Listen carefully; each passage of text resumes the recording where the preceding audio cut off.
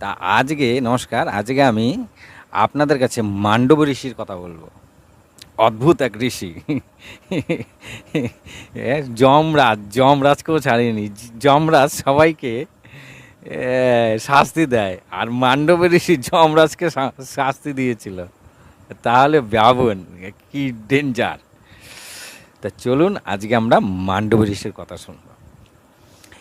এই মান্ডব ঋষির কথা শুনলে পরে আপনিও চিন্তা করবেন যে কি একটা ঋষির সম্বন্ধে আমরা জানতে পারলাম। মান্ডব ঋষির চলুন আমরা কথা বলি। মান্ডব ঋষির পিতার নাম ছিল মাতঙ্গ, আর মাতার নাম ছিল বিদ্যামঙ্গলী।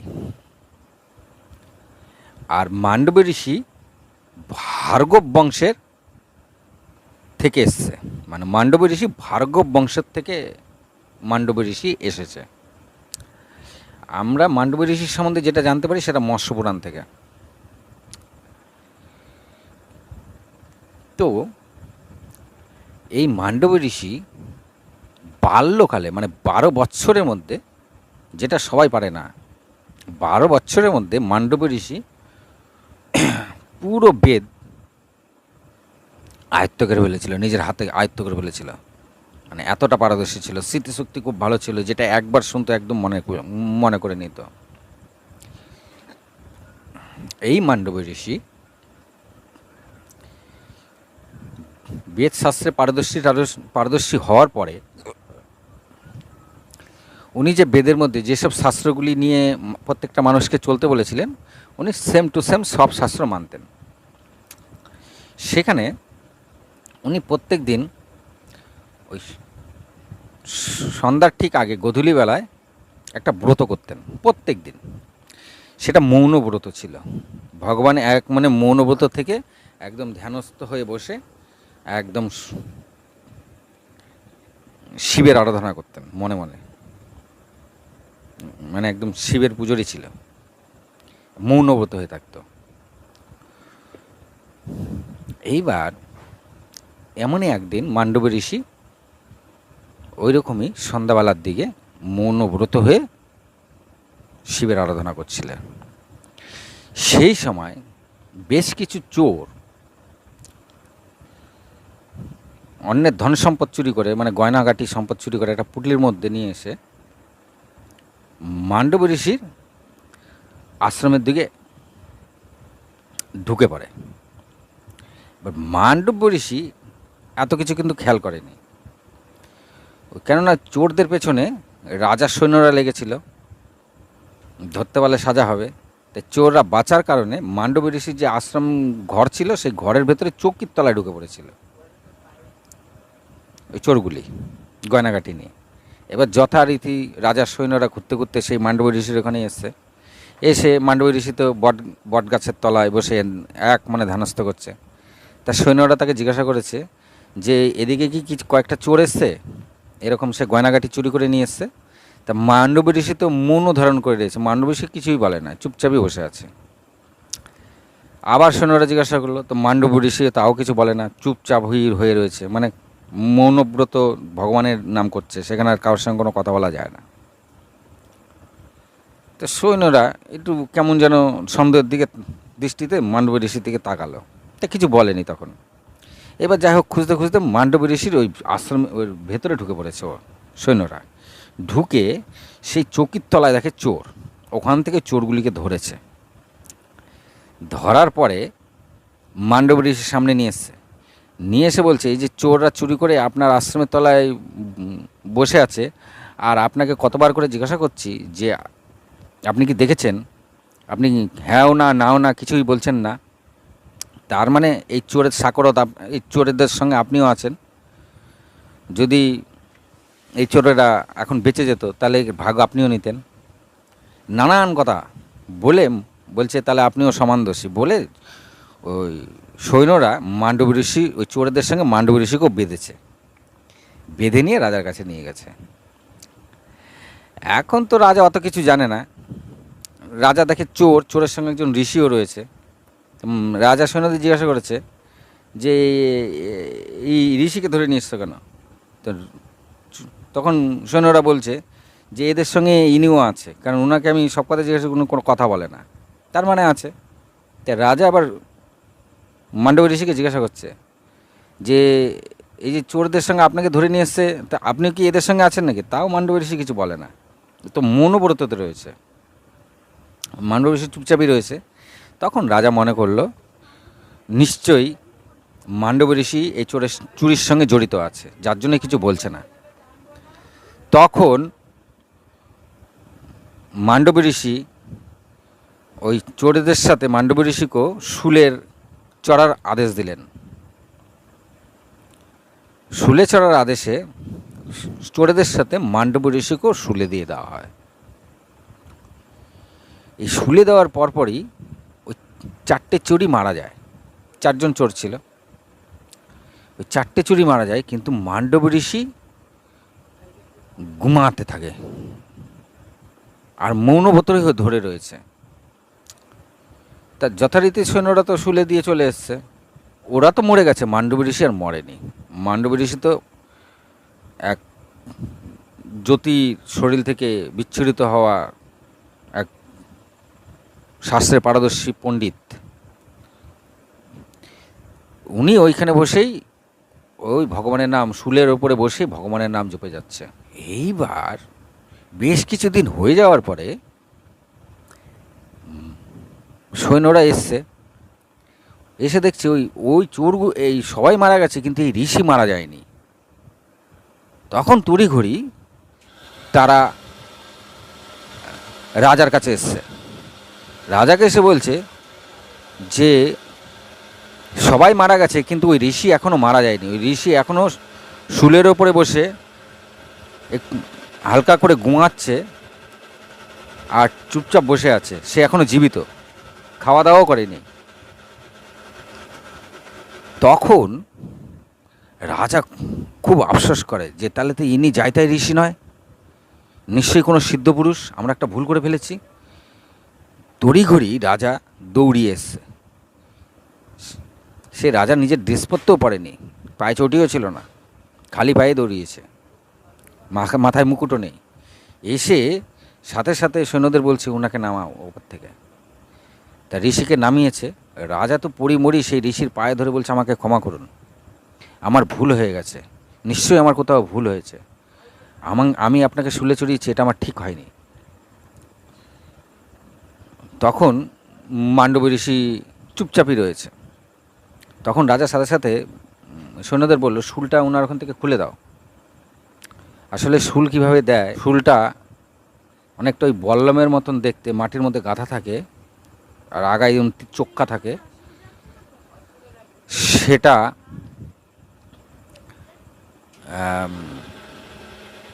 গুতা দুয়ারের মধ্যে দিয়ে দেওয়া হয়, আর সেটা গুতা দুয়ার থেকে ঢুকে অনেকের মুখ দিয়ে পেট দিয়ে বেরিয়ে যায় সেই শিউলটা, ওইভাবে মারা যায়। এটাকে কষ্টদায়ক মৃত্যু বলে। এবং যেসব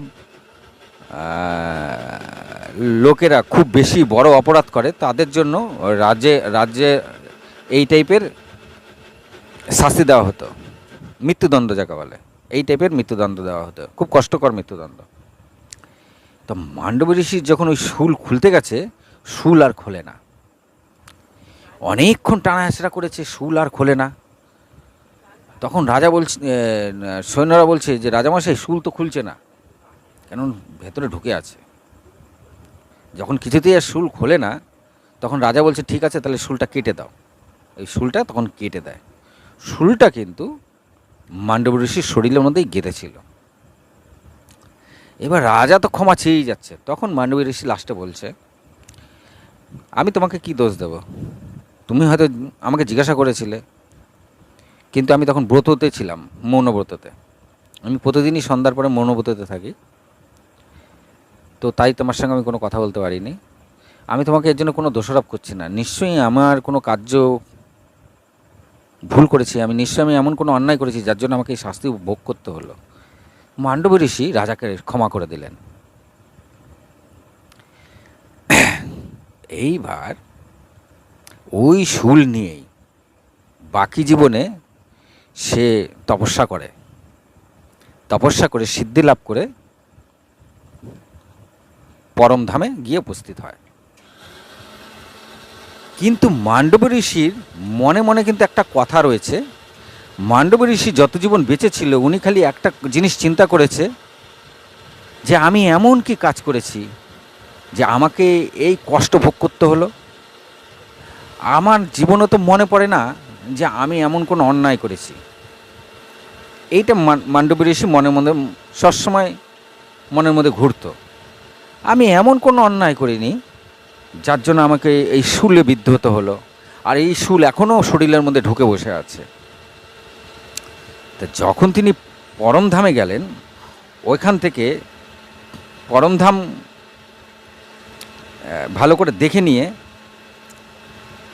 এইবার তিনি চিন্তা করলেন যমলোকে যাবে, যে তার অন্যায়টা কী ছিল একটু যমের কাছ থেকে জানা দরকার।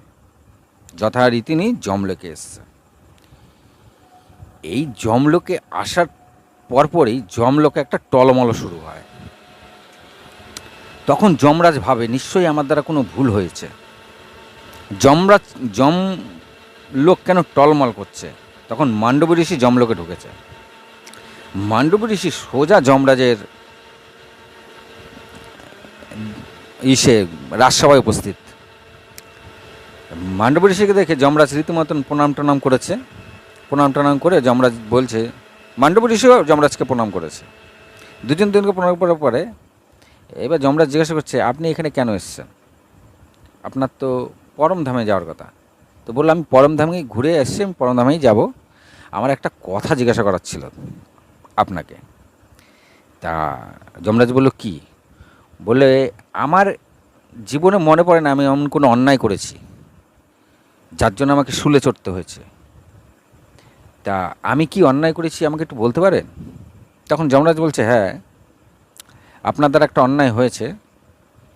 আপনি একবার এক বল্লার পেছনে কাঠি ঢুকিয়ে দিয়েছিলেন। বলে, তা তো আমার মনে পড়ছে না, সেটা আমার তখন কত বড় আমি তখন? তখন যমরাজ বলল, আপনার বয়স তখন মাত্র 12 বছর বয়স। বলল, 12 বছর বয়স? আমি তখন আমার বাল্যকাল।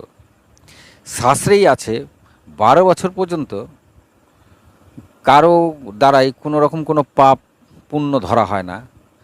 আর আমার 12 বছর বয়সে যখন এরকম একটা কাজ আমি করেছি, সেটা আপনি তার পরিবর্তে এত বড় শাস্তি আপনাকে কি করে দিলেন? তখন যমরাজ বলল, যেমন অল্প পুণ্য ভাগ অনেকটা পাওয়া যায়, তেমন অনেক সময় অল্প পাপের ভাগ অনেকটা বেশি করে পাওয়া যায়। তখন মান্ডব ঋষি যমরাজকে বলল, এটা খুব অন্যায় যে আমি বড় নয়।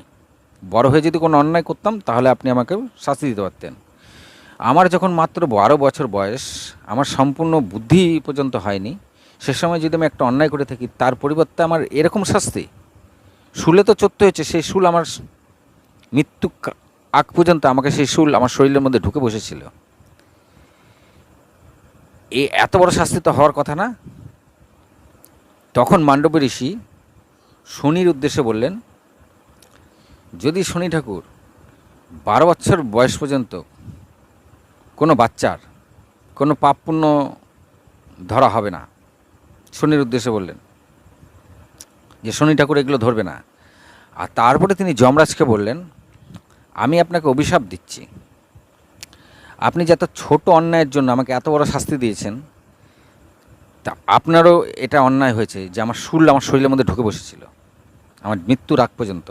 তা আমার এই ছোটো অন্যায়ের জন্য আপনি এত বড় শাস্তি দিতে পারেন, তাই আমি আপনাকেও অভিশাপ দিচ্ছি, আপনি কোনো ব্রাহ্মণ কুলে নয়, এক শূদ্র কুলে জন্ম নেবেন এবং শূদ্র মানবকুলে জন্ম নেবেন, এবং আপনিও বুঝবেন যে মানবকুলে থেকে শূদ্রকুলে থেকে কত কিছু তাকে সহ্য করতে হয়।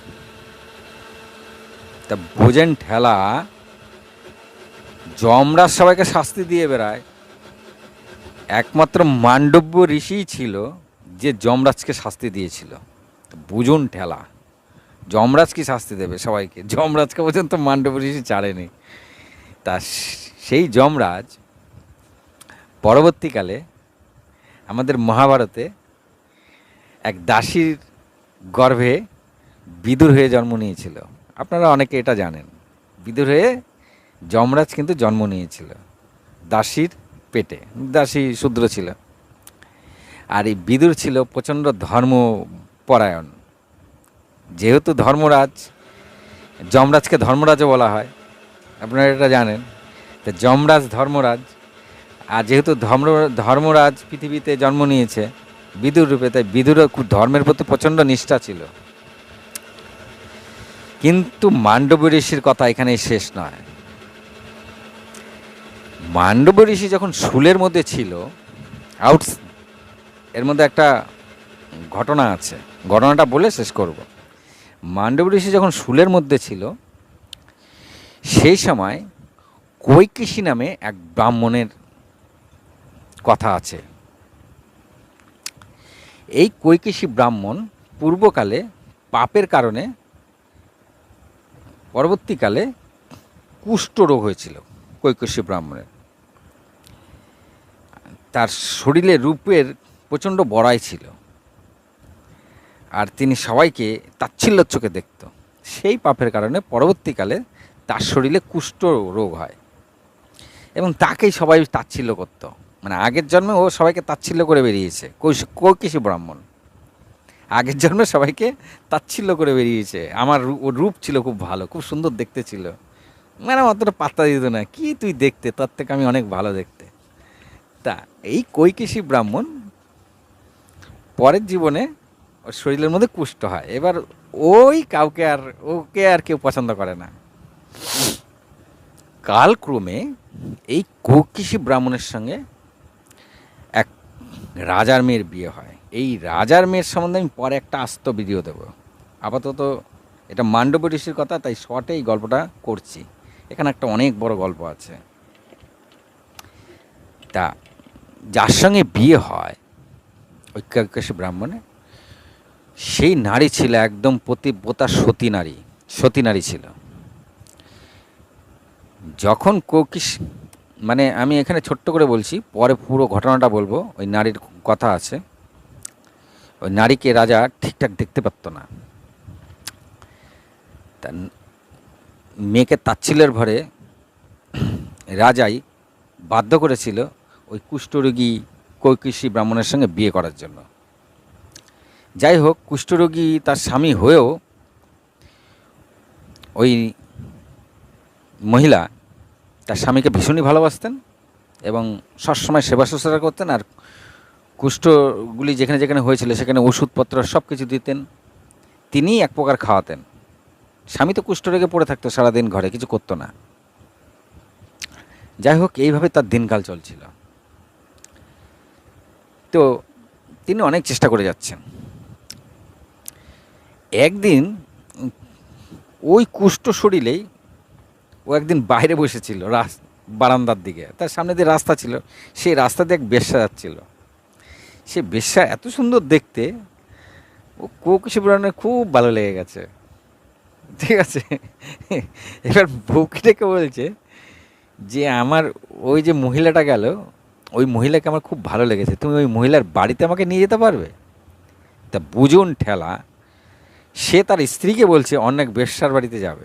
চিন্তা করো, তাও তার মনের মধ্যে কত পাপ, এখনো পুরোপুরি যায়নি। ওই জন্য তো কুষ্ঠ হয়ে রয়েছে, পূর্বজন্মের পাপ পরজন্মে কুষ্ঠ হয়েও রয়েছে। হ্যাঁ, তার স্ত্রী সবসময় তার সেবা শুশ্রূষা করে, তবুও সে এক বেশ্যাকে দেখে তার পছন্দ হয়ে গেছে, বলছে বেশ্যার বাড়ি যাব। তবুও সেই নারী পতিব্রতা ছিল, তো বলছে ঠিক আছে, আমি তোমাকে নিয়ে যাব। যথারীতি কৌশিকী ব্রাহ্মণকে ওই নারী নিয়ে যাচ্ছিল রাতের দিকে। এইবার যে পথের মধ্যে মান্ডব ঋষি শুলের ওপরে বসে আছে সেটা তারা খেয়াল করেনি। অন্ধকারের মধ্যে ওই কৌশিকী ব্রাহ্মণের গায়ের মধ্যে ওই শুলের বাড়িটা লাগে। ডান্ডা রয়েছে, উপরে তো বসে আছে মান্ডব ঋষি। সেই ডান্ডার নাড়াচাড়ায় মান্ডব ঋষি খুব ব্যথা পায়। যখনই সে ব্যথা পায় তখন সে জোরে করে ঈশ্বরকে ডাকে, হা ঈশ্বর, মানে সে এতটাই ব্যথা পায়, একেতেই তো ঢুকে আছে শুলটা মান্ডব ঋষি। তখন কে এইটা করলো, নিচে তাকিয়ে দেখে এক ব্রাহ্মণ এক ব্রাহ্মণী নিচের ওদের দেখে মান্ডব ঋষি এত রেগে গেছে আর ক্ষিপ্ত হয়ে কৌশিক ব্রাহ্মণকে অভিশাপ দিয়েছে যে পরের দিন সকাল তুমি উদয় দেখবে না, সূর্যোদয়ের সাথে সাথে তোমার মৃত্যু হবে। তখন পতিব্রতা নারী ও বলছে, আমার স্বামীকে আপনি এরকম অভিশাপ দিলেন, সামান্য এইটুখানির কারণে একেবারে মৃত্যুর অভিশাপ দিয়ে দিলেন। বরং আপনি আমাকে অভিশাপ দিন, আমি যেন কালকে সূর্য উদয় না দেখতে পারি, আমার যেন মৃত্যু ঘটে যায়। কিন্তু মান্ডব ঋষি মনে মনে চিন্তা করলেন, তার যা তপবল ছিল সেই তপবলে সে অভিশাপ দিয়েছে, কিন্তু রিটার্ন করতে গেলে আবার তপবলের লাগবে, কিন্তু ততটা তপবল আর তার নেই। তা মান্ডব ঋষি আর কিছু বললে না, যেহেতু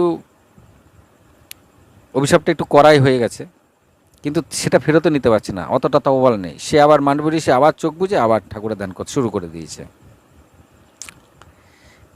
মাঝে একটা কথা বলে নিই, মান্ডব ঋষি সারা রাত যন্ত্রণায় থাকতে পারত না।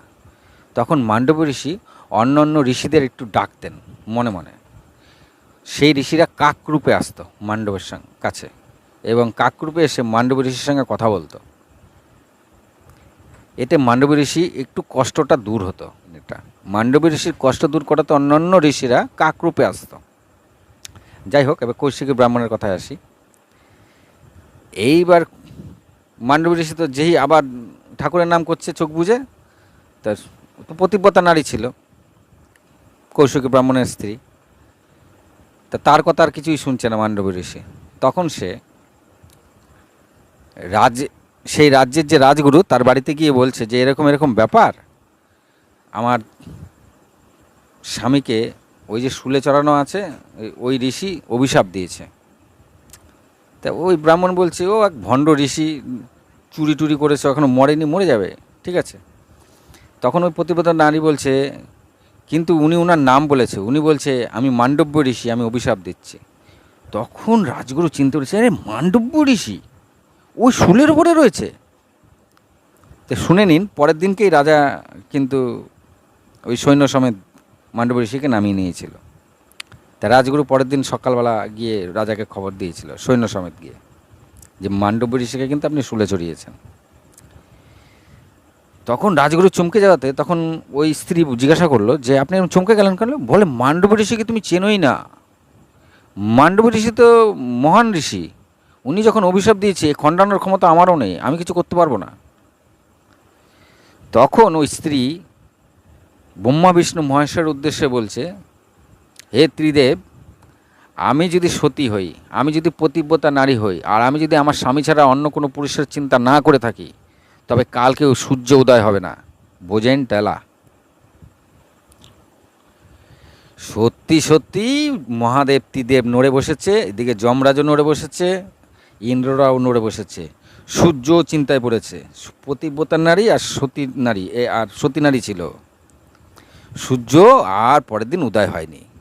নাও ঠেলা। এবার যমরাজ দূত পাঠিয়েছে, দূতরা দাঁড়িয়ে আছে, সূর্য উদয় হবে তবে তো কৌশিকী ব্রাহ্মণকে নেবে। তো যমরাজ দূতরাও নিতে পারছে না, এদিকে সূর্য উদয়ও হয় না।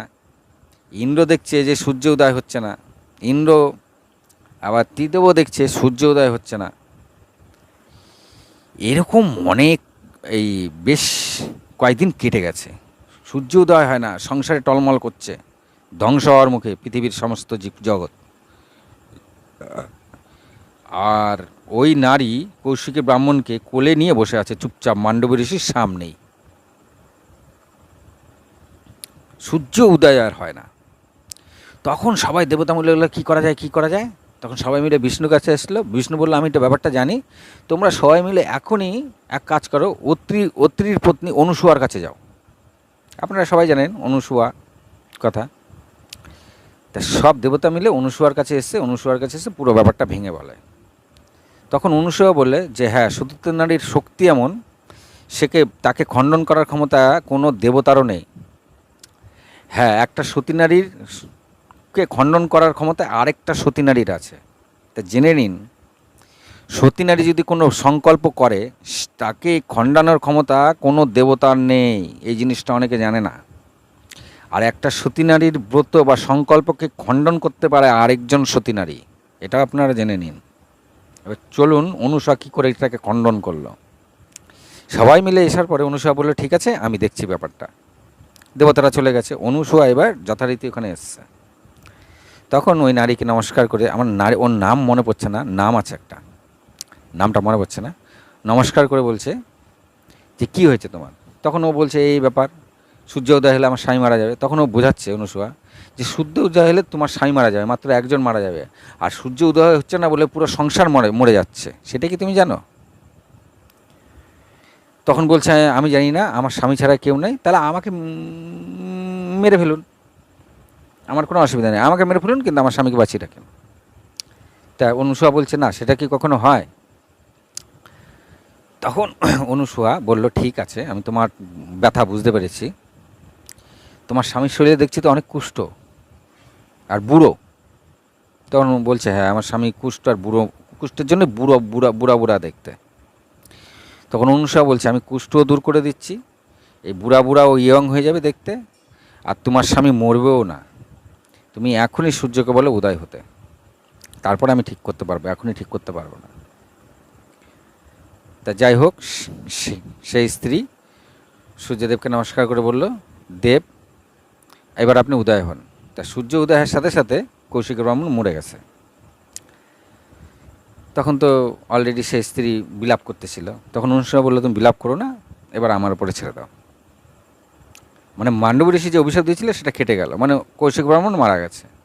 এইবার অনুসূয়া, তিনিও সতী নারী, তিনিও ত্রিদেবের উদ্দেশ্যে বললো, আমি যদি পতিব্রতা হই, আমি যদি সতী নারী হই, আমি যদি আমার স্বামী ছাড়া আর কোনো পুরুষের চিন্তা না করে থাকি, তাহলে এখনই এই ব্রাহ্মণের যত কুষ্ঠ আছে ঠিক করে দিন, তাকে পূর্ণ যৌবন দিন, আর তার জীবন ফিরিয়ে দিন।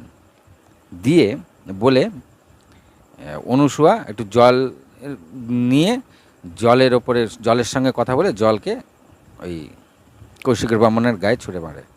সাথে সাথে ব্রাহ্মণের সমস্ত কুষ্ঠ ঠিক হয়ে যায়। সে দেখতে সেই যেরকম সুন্দর ছিল, সবাইকে করতো, ঠিক ততটাই সুন্দর হয়ে যায়, খুব সুন্দর হয়ে যায়, আর জীবনও ফিরে পায়। তখন অনুসূয়া বলে যে এবার তুমি খুশি তো? তখন সে স্ত্রী বলে হ্যাঁ, আমি ভীষণ খুশি এই কাজে। তাই সেই স্ত্রী তার স্বামীকে কিন্তু ফিরে পেল এবং কুষ্ঠমুক্ত পেল। তো বুঝুন, তখন কৌশিকের মনের আর মনের মধ্যে কোনো অহংকার ছিল না। সে তখন বুঝলো যে আমার এই স্ত্রীর মতন কোনো স্ত্রী হতে পারে না। সে যাচ্ছিল বেশ্যার কাছে, তখন স্ত্রীকে নিয়ে বাড়ি চলে গেল, বলে চলো বাড়ি, আমি আর বেশ্যার কাছে যাব না। তখন থেকে তার স্ত্রীকে তিনি খুব ভালোবাসতেন। এবং কৌশিক ব্রাহ্মণ বুঝতে পারলেন যে একটা সতী নারীর কতটা ক্ষমতা, সে বাঁচিয়ে রেখেছিল তাকে। সে অনেক করে তার স্ত্রীর কাছে ক্ষমা চাইলেন। তার স্ত্রী বলল যে না, কোনো ক্ষমা টমা চাওয়ার দরকার নেই, আমি তোমাকে ভালোবাসি, ব্যাস ওইটুকুনি আমি চাই, এইটুকুনি ভালোবাসা দিলেই হবে। তারপরে তো অনুসূয়া যথারীতি চলে গেলেন। তবে আমি একটা জিনিস বলতে চাই এখানে, যদি সতীত্ব নারী একবার কোনো সংকল্প বা ব্রত করে, তার সেখানে কিন্তু তার তপ বল নষ্ট হয়। কোনো মনীষী যদি অভিশাপ দেয়, সেখানে তার তপবল নষ্ট হয়। তা আপনি খেয়াল করবেন, আবার কোনো মনীষী যদি আশীর্বাদ করে, সেখানেও তার তপবল নষ্ট হয়। তা ঝট করে কাউকে অভিশাপ দিতে নেই। আপনারা এখনও বর্তমানে আমাদের এই পাপিতাপি শরীরে, এই কলিযুগের পাপিতাপি শরীরে ফট করে আপনারা কাউকে কিন্তু অভিশাপ দেবেন না। কেন, যেটুকু পুণ্য আছে সেটুকুই চলে যাবে তার সাথে, এবং সেই অভিশাপই কলিকাল, তো অভিশাপটা উল্টো কাজ করবে। মানে আপনি অভিশাপ দেবেন, সেটা তার দিকে গিয়ে সেই অভিশাপটা উল্টো কাজ করবে।